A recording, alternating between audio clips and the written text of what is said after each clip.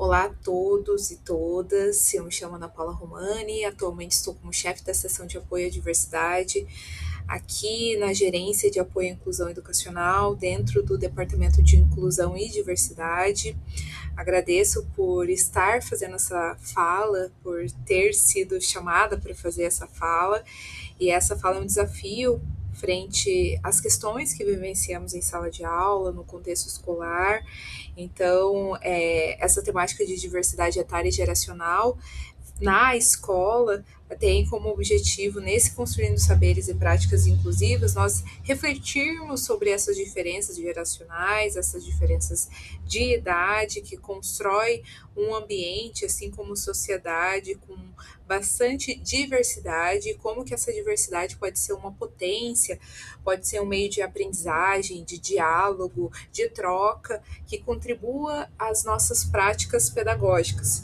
Então, essa formação especificamente é para falar um pouquinho sobre essa diversidade etária e geracional, como ela está presente nas escolas e como isso pode ser uma potência para as práticas pedagógicas que estamos construindo, que estamos compartilhando com as crianças, com os adolescentes, e de que maneira a gente pode modificar também essas práticas, que se a gente não está integrando essa temática, esse eixo temático da diversidade nas nossas práticas. Então, para organizar a nossa conversa, a gente vai passar por alguns tópicos necessários para que a gente consiga articular bem o que a gente quer pontuar sobre essa temática, onde que a gente quer chegar com essa discussão. Então, primeiro, acho que é importante a gente falar sobre o que é diversidade etária e o que é diversidade geracional, distinguir esses dois conceitos tão importantes. O porquê falar sobre isso, então, por que a gente está com esse curso, por que a gente está tendo essa conversa, por que existem as legislações que abordam essa temática, esse eixo temático da diversidade, por que é necessário falar sobre isso. Depois disso, falar sobre as gerações, então essas diferenças geracionais, o que elas são, como elas se formam e como elas interagem no ambiente educacional. Depois disso, falar especificamente sobre a diversidade geracional presente na escola, como está sendo formadas as nossas práticas. As nossas práticas estão olhando para essas diversidades geracionais, a gente está aprimorando a nossa escuta, o nosso olhar para as diferenças das novas gerações, como que a gente inclui as diferentes gerações, sejam elas dos mais velhos, dos mais novos, como que a gente faz com que essa diversidade geracional esteja dada e incluída da melhor forma possível, com empatia, com troca, com cuidado. Depois disso, a gente vai apontar um pouquinho sobre desafios e potencialidades dessas interações. Então, o que a gente tem de dificuldade de colocar em prática no cotidiano pedagógico, e que pode ser uma potencialidade que a gente às vezes deixa passar ou a gente inclui nas nossas práticas e que tem que ser mais fomentado, tem que ser compartilhado para os outros profissionais, para que ocorra de maneira, em todas as unidades, e também para refletir sobre essas possibilidades. Então, esse vai ser o nosso percurso. A gente vai falar sobre legislação, o que tem de contexto ali, de leis por trás, que faz com que a gente esteja em obrigatoriedade para trabalhar essa temática, as diferenças geracionais e como que a gente deve trabalhar essa temática na escola e nos CMEIs. Eu sempre gosto de trazer notícias para contextualizar um pouquinho sobre a realidade na qual estamos vivendo atualmente, porque às vezes a gente ali na informações mais de cunho acadêmico, falando sobre leis, falando sobre cartilhas, documentos que dão suporte ao nosso trabalho, a gente acaba esquecendo do nosso cotidiano, da nossa rotina, da nossa vida fora da escola, e a escola traz tudo que acontece na nossa rotina, na nossa vida, no nosso cotidiano. São pessoas de diferentes contextos se relacionando, trocando ideias, trocando informações, se descobrindo, pensando nas crianças que estão ali abertas ao conhecimento, abertas às novas culturas, às novas relações, à diversidade como um todo. Então, trazer notícia é trazer notícia de um lugar que fala como a sociedade está pensando sobre um assunto, está olhando para um assunto, para uma temática, e como isso reverbera no nosso cotidiano, na nossa prática escolar, na nossa prática pedagógica. Então, eu trouxe essas notícias que eu tirei print na semana passada. Eu pesquisei ali no Google idosos no Brasil, envelhecimento no Brasil, e foram essas notícias que apareceram para mim. Eu estou gravando esse vídeo hoje, dia 27, e olha as notícias que apareceram. Então, ali, uma notícia do portal do Senado, aparece que o envelhecimento da população impulsiona novas ações e defesa dos idosos. Também tem ali 4 em cada 5 idosos com demência no Brasil não tem diagnóstico, aponta estudo. Especialistas falam, né, sobre o vício em jogos entre idosos e pedem regulação dessas bets, desses tigrinhos, né? O número de médicos geriatras cresce quase 380% em 14 anos no Brasil. Então, tudo isso diz sobre a realidade dessa população em específico, né, da população mais velha, da população dos idosos atualmente no Brasil. Também eu lembro que no domingo passado, no Fantástico, passou uma reportagem como que o uso do celular influencia na demência precoce, em questão de Alzheimer, de doenças, da falta de autonomia. É uma pesquisa bem estruturada, feita aqui no Brasil, olhando para os idosos do Brasil, e é interessante a gente pensar que, por vezes, a gente fala muito sobre o uso da tecnologia pelas crianças, né, do tablet, celular, redes sociais, e a gente acaba esquecendo dessa outra população que também está sendo atingida, também está sofrendo por algumas questões por conta do uso do celular, da internet, das redes sociais, e como isso também influencia de um outro lugar, também causa questões de um outro lugar. Então, ali, né, da falta de autonomia, isso do vício em bets, muitos idosos utilizando toda a aposentadoria em bets, ou ainda que não estão aposentados, mas utilizam da renda, às vezes pouca, para as bets. É importante a gente refletir sobre isso, porque a gente tem que colocar na nossa prática, desde a infância, esse olhar para os idosos de um lugar de preocupação, de carinho, de cuidado, de uma etapa da vida na qual todos nós iremos passar. São algumas etapas que a gente acaba na verdade, são algumas questões existenciais que por vezes nós não comentamos ou deixamos para refletir quando chegar naquele momento. Mas a gente deve refletir sobre desde sempre, desde dos momentos que é possível comentar. E na escola é possível e deve-se comentar sobre. Deve ter um contexto pedagógico, curricular ali, que envolva essa temática com cuidado e com um embarque, né, com um suporte de leis, de legislação, de portarias, de tudo aquilo que já existe no nosso município. Então, pensando agora sobre dados concretos, materiais concretos que abordam sobre essa obrigatoriedade de se trabalhar esse eixo temático na prática pedagógica, temos primeiro o Guia de Orientações das Unidades de Ensino acerca do trabalho didático pedagógico com a diversidade. Esse é um guia enviado todo começo de ano, que até o ano passado era enviado por meio de ofício, nesse ano foi por meio de ofício, por meio de guia, esse guia com mais ilustrativo, com imagens, com QR Codes, na qual qualquer pessoa pode acessar as leis, acessar os livros, cartilhas, enfim, tudo aquilo que está no guia e todos aqueles eixos temáticos da diversidade que estão nesse guia. E lá, especificamente, tem um capítulo falando sobre a diversidade etária e geracional. E por que está presente a diversidade etária e geracional? Porque a gente entende dessa obrigatoriedade. E falando sobre essa obrigatoriedade, tem uma lei e um plano municipal muito interessante para que vocês consultem e vejam que a gente não está tirando do nada essa necessidade de se falar sobre isso.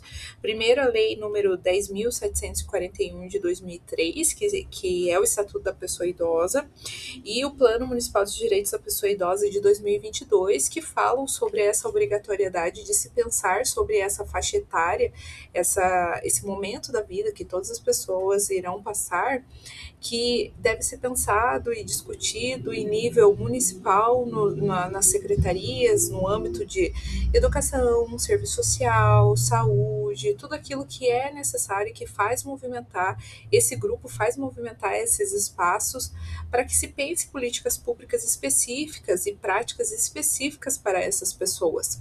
Aqui também a CEADI manda lá em outubro um formulário referente às ações vinculadas ao Dia Internacional da Pessoa Idosa. A gente envia porque existe essa data internacional, existe uma data nacional também, que traz essa valorização para essa população que viveu diferenças geracionais, que passaram por contextos históricos específicos e agora estão em uma época da vida em um outro lugar. E daí, falando sobre isso, né, falando sobre diversidade etária e geracional, qual que é essa diferença? O que diferencia? Então, a diversidade etária fala sobre diferentes idades convivendo juntos. Então, em sociedade, diferentes pessoas de idades diferentes convivem. Acho que o espaço da escola é o espaço que mais ilustra isso, essas diferentes idades. Vamos pegar aqui um CMEI que trabalha que aceita ali crianças de 3 a 5 anos. Aí tem essa faixa etária, mas também tem a faixa etária dos estagiários, que tem ali 15, 16, 17 anos. Tem também a idade das professoras, que vai de 19, 20 até 50, 60 anos. Então veja que diversidade etária presente no mesmo espaço. Já a diversidade geracional são de diferentes gerações, com experiências históricas distintas.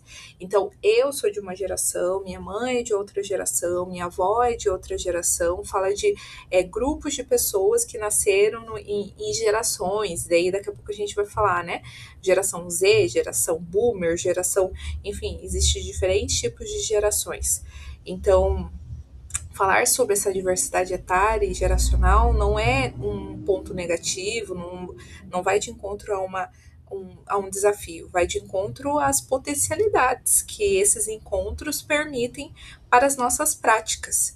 E é importante a gente saber sobre esse guia, sobre o plano, sobre a lei, sobre o que a secretaria pede, entendendo que nós temos que planejar práticas de acolhimento a essas pessoas, mas também que as pessoas que não estão na idade ali de que se enquadra como pessoa idosa, no caso as crianças, os estudantes, as alunas, os alunos, saibam valorizar, saibam entender as diferenças, saibam acolher, e nós solicitamos essa prática não só em outubro, nós solicitamos para o ano todo, porque tem que ser trabalhado de uma maneira transversal, tem que ser trabalhado não apenas em outubro. E até há pouco tempo aconteceu o aniversário de Pinhais, e foi muito interessante ver algumas práticas estarem acontecendo de maneira interseccional, e isso também a gente vai comentar mais para frente. Então, trabalhando assim o aniversário de Pinhais com uma mulher importante do município, mais a data de março ali, que é do Dia das Mulheres, mas trabalhando também a questão da idade, muitas mulheres idosas, então vendo como está sendo construída essa interseccionalidade de maneira já natural. E é importante que o trabalhar a pessoa idosa não fique apenas em outubro, mas que seja trabalhado durante todo o ano. E por que falar sobre isso? Me parece que toda essa conversa inicial deu bastante embasamento para a gente entender o do porquê falar sobre isso. Mas é importante pontuar novamente, ser repetitiva para que se torne intrínseco em nós essa necessidade. Então, primeiro que está ocorrendo um aumento da longevidade das pessoas. Hoje em dia, eu posso viver muito mais do que o meu bisavô. por questões de saúde, por questões de políticas públicas, da territorialidade, da necessidade mesmo de sobrevivência, né? A convivência também entre várias gerações ao mesmo tempo, como eu pontuei, no CMEI a gente percebe bem isso, as diferenças entre as gerações, né? Mas na escola é a mesma coisa, na sociedade, na nossa rotina, quando a gente entra num ônibus, a gente vê ali as diferentes gerações convivendo ao mesmo tempo. A questão de conflitos de valores, linguagem, tecnologia, as coisas avançaram muito rápido, de maneira muito frenética mesmo, assim. Parece que, assim, antigamente as coisas iam mais devagar, os avanços não, e o avanço foi tão rápido que houve um girar, assim, das questões de valores mesmo, de linguagem, de tecnologia. Uma geração é totalmente diferente da outra na apresentação dessas questões, né? Os valores são diferentes de uma geração para outra. A linguagem também é totalmente diferente. Essa adaptação é muito necessária da linguagem de uma geração atual para a linguagem de uma geração mais anterior. É muito diferente. A questão da tecnologia também, como essas gerações se apropriam da tecnologia, como nós, sendo professoras, temos que nos apropriar de novas tecnologias, novos aplicativos, a mudança muito rápida também, a inserção de novas tecnologias, e que no cotidiano da escola pede também as mudanças de currículo. O currículo não está mais dado da maneira que estava dado há 20 anos atrás. Hoje em dia tem legislações que falam sobre a diversidade, que falam, recentemente saiu uma portaria, um programa que se chama Escola Nacional Hip Hop, que introduz o hip hop no currículo escolar. Então se utiliza ali das rimas para trabalhar português, das batidas da música para trabalhar matemática, o grafite do hip hop para trabalhar artes, a socialização. Então vamos pensar, imagine esse programa sendo implementado há 30, 40 anos atrás. Como seria aceito, como seria visto frente ao currículo que estava posto há um tempo atrás. Então é importante a gente pensar nisso. Então, esses são os motivos do porquê falar sobre isso. E tudo isso tem um impacto ali na escola e nos processos educativos. A gente tem que falar hoje em dia sobre um contexto das novas gerações. A gente tem que falar sobre a bagagem cultural que essas novas gerações estão trazendo para dentro da sala de aula, e que a gente precisa falar e se atualizar como professora, como gestora, como pedagoga. E nisso eu trouxe até uma notícia que traz ali que em 2025 o Brasil se tornará o 6º país com mais idosos do planeta. Então já estamos com essa realidade dada, posta. A população com mais de 60 anos já ultrapassou os 33 milhões, e em 2031 haverá mais idosos do que crianças no país. Então, será que a gente está pensando em políticas públicas, em práticas pedagógicas que irão dar um suporte relacional, de conhecimento sobre essa realidade existencial? Quando digo realidade existencial dessa faixa etária? Então, o que são essas gerações, finalmente, né? Falando sobre elas. As gerações são frente a contextos históricos, políticos, sociais, econômicos, por um período de tempo, elas são nomeadas. Então está ali Baby Boomers, Geração X, Geração Y ou Millennials, Geração Z, e atualmente estamos na Geração Alpha.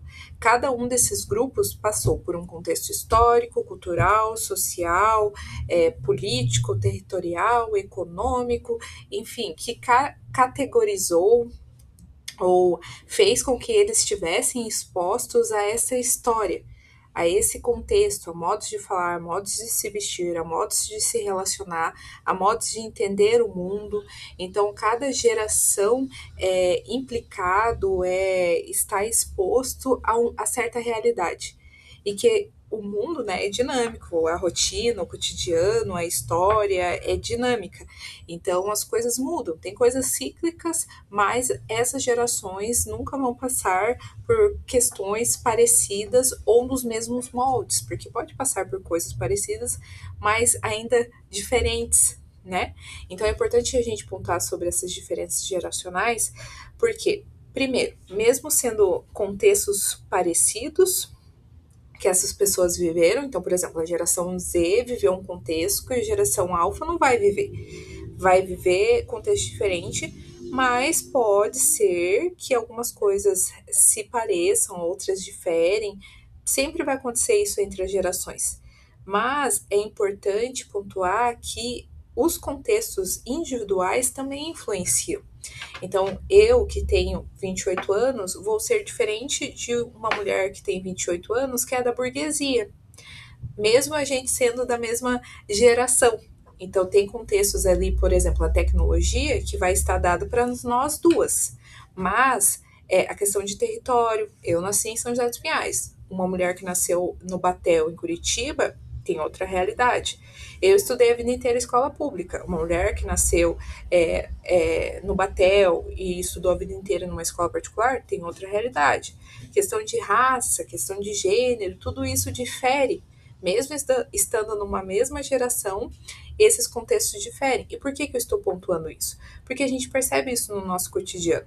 Que nós convivendo em profissionais, a gente percebe as diferenças de formação, de realidade, que vão para além da idade. E é importante a gente contar sobre gerações porque, sim, existe ali essa caixa maior, mas dentro dessa caixa maior tem outras caixas e nós não ficamos apenas nessas caixas, né? Então é importante a gente quebrar com os paradigmas, porque não, a pessoa pode ser da geração X e ser super antenada em tecnologia, né? A pessoa pode ser da geração Z, mas não teve oportunidade de se deparar com a tecnologia por uma questão financeira. Então, é importante a gente entender das gerações, mas não só se limitar a elas. E indo de encontro ao slide anterior, essa diversidade geracional está muito presente na escola, né? E como que isso acontece? Entre os estudantes, existe muita diferença de maturidade, de repertório, de linguagem. Exemplo, em questão de maturidade, a gente percebe, se fala sobre a questão das meninas amadurecerem primeiro. E por que disso? Porque as meninas são expostas à questão de cuidado, à cobrança para a maneira de se vestir, a maneira de se portar, que os meninos não estão expostos. E isso vem de um lugar de machismo, de misoginia, que é estruturalmente dada no Brasil, né? Então, perceba que entre os estudantes mesmo sendo de uma mesma geração, ocorre essas mudanças. Então, diferença de maturidade, de repertório, porque nem sempre todos conseguem acessar algumas possibilidades culturais que poderiam aprimorar o repertório. Será que todos já foram no teatro, no cinema, têm acesso a livros, ou eles ficam mais no celular, ou até mesmo não têm acesso ao celular? Tudo isso é para se pensar. A questão da linguagem, as diferenças de linguagem que a gente está se adaptando, pesquisando, tentando entender. Hoje mesmo eu fiz a gravação da formação falando sobre a questão de gênero, na verdade as mulheres na história, né? E pontuei ali sobre o alfa, beta, red pill, que são palavras que estão hoje em dia postas e muitos dos meninos repetem, não sabem o que está falando ou sabem o que está falando e vem de encontro a uma ideia misógina, machista, mas são termos recentes, né? Red pill, alfa, beta, ou também esse termo de brincadeira, de música, enfim, que é o Six Seven, que os adolescentes falam bastante. Isso eu tô falando agora, dia 27/5, que eu estou gravando esse vídeo, né? Pode ser que no mês que vem seja uma outra linguagem. Então, como as coisas vão fluindo. Também a relação com a tecnologia, nem todos têm acesso à internet, ao celular, ao computador. Eu lembro quando começou a exposição ao computador, foi na minha geração, né? Então, lá por 2000, e todos falavam, é revolução, todo mundo vai saber mexer no computador agora, não vai ter mais datilografia, vai ser ali no computador, no teclado, e parece, né, muito se questiona que a questão do computador ficou na minha geração, que as novas gerações utilizam só o celular. Então, para ver como as coisas são fluidas, né? nas formas de aprender. Quando eu pontuei do currículo, é isso. Será que essa forma que a gente sempre colocou de carteira, ficar sentado por muito tempo, olhando para o quadro e passando matéria e o aluno recebendo aquele conteúdo, está funcionando ainda? É de questionar. Muitos, também ali na internet, muitos professores relatam um cansaço, relatam dessa dificuldade deles prestarem atenção, ficarem muito tempo parados, focados, porque existe uma nova dinâmica, né, de contato ali na internet, que tudo é muito rápido, tudo muito veloz, e fica mais complicado realmente para as novas concepções de currículos ou as novas formas de ensinar se adequar a essa realidade. E entre os profissionais também tem diferenças. Então, diferentes concepções de ensino. A maneira que eu gosto de ensinar talvez seja diferente da do meu colega, da minha colega. A maneira que eu aprendi também talvez seja diferente. Realidade de ensino totalmente diferente. A questão de experiência e inovação. É muito difícil quando a gente se apega ao seguro, porque realmente, como a rotina na escola é muito repetitiva, e né, tem toda uma organização a seguir, às vezes a gente não peca pela inovação, a gente não busca não aprimorar o nosso conhecimento, porque a gente entende que eu ensinei dessa forma, funcionou, agora eu vou ficar nessa segurança. Mas é necessário a gente estar exposto à inovação, porque os alunos pedem, porque as alunas pedem, porque a história pede, o desenvolvimento pede. Então é importante a gente entender o que a gente tem de experiente, que continua sendo positivo, mas o que a gente pode aprimorar, o que a gente pode inovar, né? Possíveis conflitos ou complementariedades. Então, isso, né, tanto entre os estudantes como entre os profissionais, esse conflito ao novo, ou conflito a essas novidades, é comum. Mas como que a gente pode fazer com que ocorra mudanças, fazer com que se torne mais positivo, que seja algo mais de agregar, e não que fique apenas no conflito geracional? Então, em resumo, o que aparece no cotidiano escolar ali, né, nessas diferenças geracionais? Muitos estereótipos que, os jovens não querem fazer nada, é muito mimimi, os mais velhos não sabem tecnologia, para que falar desse jeito, para que se vestir desse jeito? São muitos estereótipos que às vezes a gente não para e reflete sobre essa nossa própria realidade. Pensar, nossa, será que quando eu era criança isso não acontecia, só que de uma outra maneira? Será que quando eu era adolescente não acontecia, mas de uma outra maneira? Por que eu estou não sendo respeitoso com essa pessoa? E independente da idade, sendo criança ou idoso. Falta de escuta entre as gerações. Então, é uma escuta e acolhimento. Então, eu não estou escutando o que está sendo pedido, o que aquilo pode estar querendo dizer, e eu não estou acolhendo. E o contrário também acontece. A comunicação é difícil, porque a linguagem é diferente. Então, a falta de paciência em parar e me explica o que isso significa, o que isso quer dizer. E a choque de valores, né? E também esse choque de valores, porque são sociedades muito distintas. E nisso, tem também ali no computador, no computador, nas redes sociais, muitas trends, chama, de mulheres mais velhas que mostram que elas não entram nesses estereótipos. E eu gosto muito disso, porque realmente quebra o tabu, quebra o estereótipo esperado em torno daquela mulher. Então aqui eu trouxe apenas uma que ela colocou ali, como acho que eu vou me vestir com 60 anos e como realmente ela se veste. E isso é muito bacana, porque ela quebra com essas expectativas, esses estereótipos, esses tabus que são construídos socialmente sobre uma geração, sobre certa idade, e não deveria ser assim que funcionasse, né?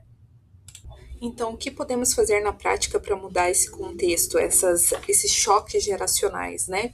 primeiro a gente tem que olhar para as potencialidades dos dois lados. O que a gente pode aprender com as crianças e o que a gente pode aprender com os mais velhos, com os idosos. Normalmente coloco muito do saber nos idosos, porque tem uma bagagem histórica, vivida, e por vezes a gente acaba desmerecendo o conhecimento daqueles que estão vivendo, aprendendo novo a todo dia, que são as crianças. Então é importante a gente entender a potencialidade dos dois e como isso pode agregar na vida um do outro. E é bonito quando ocorre o respeito entre um e o outro, né? Entre essas diferenças geracionais. Também troca de experiência. É importante valorizar o que um experienciou e que o outro está experienciando, ou que o outro já experienciou, e como que isso pode agregar numa prática pedagógica, cotidiana. É muito interessante quando tem... Eu sou 20 CMEI, né? Então, essas diferenças geracionais entre duplas de permanência, de sala, no caso das professoras ali, né? Porque é interessante ver assim, nossa, eu já trabalhei esse livro, eu trabalhei de tal forma, eu queria trabalhar dessa forma dela, nossa, eu nunca tinha pensado nisso. E é um respeito àquilo que a professora já trabalhou, a que tem mais tempo ali de prática, e a mais nova está agregando um novo conhecimento, uma nova prática, uma nova possibilidade. Então é importante a gente visualizar isso e estar aberta a essas novas possibilidades, né? O desenvolvimento da empatia. Todas as faixas etárias, todas as gerações passaram por traumas, por questões difíceis, isso faz parte da vida e é importante a gente ter empatia consigo mesmo e com o outro. A gente não sabe o que o outro passou, o que está passando, ter essa paciência nesse mundo tão corrido, nessa rotina,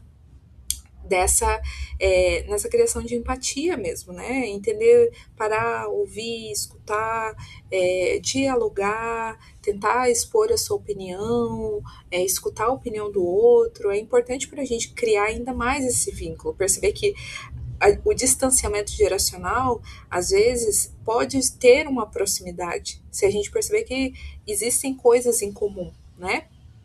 A construção coletiva do conhecimento. O conhecimento é muito mais poderoso, primoroso, quando é construído em coletividade. E nisso eu trouxe até duas referências muito importantes para esse debate, que é o Paulo Freire e a Bell Hooks. Paulo Freire, como uma referência muito importante, pensando na educação baseada no diálogo e na troca, então nessa abertura a práticas que libertam e não que oprimem, e refletir, né? Quais as práticas que eu estou fazendo que estão trazendo essa liberdade, essa libertação, e quais que estão oprimindo, tanto a mim como o outro, né? É importante a gente olhar para isso, olhar também para a questão da passividade e da transformação. Será que eu estou sendo mais passiva frente a essa temática ou estou colaborando para a transformação? E já a Bell Hooks, nesse livro Ensinando a Transgredir, ela traz 14 ensaios, eu acho. Ela traz uma quantidade de ensaios ali, na qual às vezes ela se posiciona como professora e às vezes ela se posiciona como aluna. E ela fala desse lugar de experiência, às vezes aluna e às vezes professora. E é interessante a gente ver assim como que ela fala dessa questão de qual o conhecimento que tem mais valor, e ela fala de um lugar de currículo, né? Mas a gente pode refletir também desse lugar geracional. Que tipo de conhecimento tem mais valor? Como que a gente trata essas diferenças de saber, de poder, de identidade. É muito, muito, muito interessante ler esse livro, e essa comunicação entre esses dois autores também é legal. Veja, Paulo Freire, Uma Realidade Brasileira, branco, homem, e Bell Hooks, norte-americana, negra, realidades são distintas, mas ainda assim tem uma comunicação. Então, diferenças geracionais ali, né? Diferenças de idade, diferenças, enfim, múltiplas, mas que ainda assim se comunicam no lugar da experiência que eles tiveram. Então, é interessante a gente pensar sobre tudo isso no cotidiano escolar.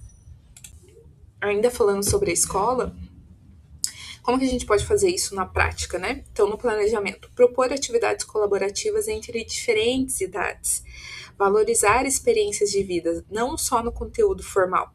E aqui eu trago 2 fotos que foi enviada para a gente ali por meio do ofício, por meio do formulário que a gente pediu para a Semana de Valorização às Mulheres que Fizeram História, e foi muito bonito de ver, como eu tinha pontuado antes, né, dessa prática interseccional. Então eu trouxe uma foto do CMEI Edina Alves e uma foto do CMEI Raimunda. Do Raimunda, colocou ali no jornal, que também foi uma solicitação aqui da secretaria, a construção desse jornal para o aniversário de Pinhais, a história da Marcinha, que é uma professora do Raimunda, que já é um tempo professora na mesma instituição, que é bastante conhecida ali no bairro Veisópolis, que deu aula para crianças que depois se tornaram pais e mães, e ela também acabou dando aula para essas crianças, enfim, falou sobre a história dela, e ela é uma mulher negra, e é muito bacana a gente dar valorização para essas pessoas que contribuíram tanto para a humanidade, para o município, para um país, enfim. E da Enedina também houve essa relação entre uma mulher e as crianças do CMEI, da unidade, e uma contação de história, uma contação sobre a história de si, e como as crianças acolheram, como que foi essa relação, e é uma foto bem bonita, porque a gente vê ali as diferenças geracionais, mas um respeitando o outro, um olhando para o outro, né? Então, em sala de aula, como que isso pode acontecer, né? Em rodas de conversa intergeracionais, como está sendo apresentado ali na foto do CMEI Nedina, projetos com famílias e comunidades, né? Ver se existe perto um instituto, ONG, algum espaço de acolhimento a pessoas idosas ou práticas para as pessoas idosas, práticas esportivas, enfim, e levar as crianças, expor as crianças a essa realidade, o contrário também, trabalhos que envolvam memória, ancestralidade, história de vida. Isso me fez lembrar esse tópico do Ubuntu, um termo da filosofia africana que diz eu sou porque nós somos. Então fala sobre essa ancestralidade.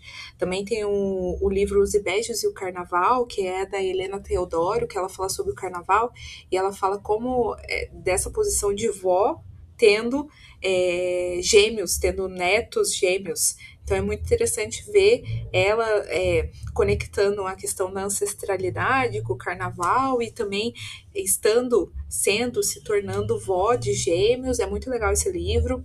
Tem um outro livro também, O Pequeno Príncipe Preto, que eles trabalham ali um pouco sobre a ancestralidade.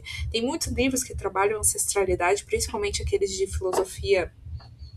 de temática africana e afro-brasileira, e até a árvore baobá dá para trabalhar essa questão das raízes serem os nossos passados, a nossa base, tudo aquilo que a gente tem de conhecimento, e os ramos serem nós, os novos, enfim, trabalhar todo esse ciclo da vida por meio de uma árvore.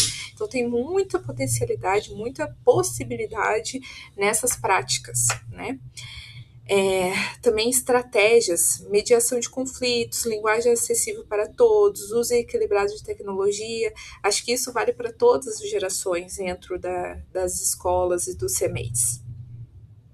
Pontuei por vezes sobre a interseccionalidade, mas o que é isso, né? É uma estrutura analítica que examina como marcadores sociais, como raça, gênero, classe, sexualidade, capacidade física, se cruzam e se sobrepõem, criando sistemas únicos de opressão ou privilégios. Então, toda vez ali que eu pontuei, por exemplo, unir o aniversário de Pinhais com o trabalho com as mulheres, mais uma mulher negra, isso é interseccionalidade, porque está cruzando vários marcadores que fazem com que essa mulher viva uma experiência diferente de outra mulher. A mesma coisa quando eu pontuei assim, uma mulher aqui que nasceu em São José, que estudou a vida inteira em escola pública e que é de classe baixa, comparado a uma mulher lá do Batel, rica, branca, estudou a vida inteira em particular, são marcadores que fazem a gente se diferenciar mesmo dentro das diferenças geracionais. Então, isso também é importante a gente sempre delimitar, pontuar, para a gente refletir se a gente está valorizando as gerações em sua diversidade dentro diversidade etária e diversidade dentro da geração mesmo, né? Então, a diversidade geracional não é um problema, é potência. Então, acho que a discussão foi importante para a gente perceber que a gente, às vezes, tenta se aproximar daquilo que é seguro ou daquilo que já está enraizado, é estrutural, que por vezes é negativo, mas a gente tem que sempre estar refazendo os nossos pensamentos, os nossos olhares, os nossos discursos para aquilo que seja positivo, que agregue a todos, que façam que todos se sintam incluídos. Então, essas diferenças são potência. A escola precisa mediar, valorizar essas diferenças. Esse é o espaço mais adequado, é o espaço de educação, o espaço de aprendizado. E a vivência entre gerações é a formação humana mais completa possível, porque é a diversidade exposta a todas as suas possibilidades de cor, de raça, de gênero, de idade, de religião. Então é importante a gente refletir sobre isso. Eu trouxe aqui duas pensadoras negras que falam sobre a interseccionalidade. Então elas começaram, na verdade, quem começou a pensar primeiro sobre esse conceito foi Kimberly Crenshaw, que ela não se via dentro do feminismo branco. Então ela foi lá né, começou a refletir sobre esse conceito e né, um possível feminismo negro, enfim. E aqui no Brasil quem fala sobre isso é a Carla Acotirene. Então é muito, são conceitos, são ideias muito importantes para que a gente saiba. Por fim, agradeço imensamente por essa conversa, por esse diálogo. É importante né, deixar aqui, então, que refletir sobre a realidade das pessoas idosas é refletir sobre o futuro e se sensibilizar sobre as demandas dessa população. O papel da escola está na transformação social. Então, o papel da escola é se reinventar e se reorganizar e inserir na sua rotina, no seu discurso, no seu currículo, o olhar para essas novas demandas. E pensando né, lá nas notícias, no começo dessa fala, que fala que né, o Brasil está no caminhar do envelhecimento da população, o que a gente está integrando na nossa rotina para isso? De acolhimento a esse futuro que estaremos expostos. Então, o convite à prática, o que podemos mudar já? Então, frente a essa formação, assim, o que vocês refletiram sobre a prática de vocês, sobre os materiais, os instrumentos, os aplicativos ou a não utilização de aplicativo? O que vocês pensam? O que a gente pode mudar já nas relações com as crianças, com os idosos? Enfim, espero ter contribuído, agradeço novamente e fico à disposição no número ou ali no e-mail, pesquisando ana.romani, e muito obrigada.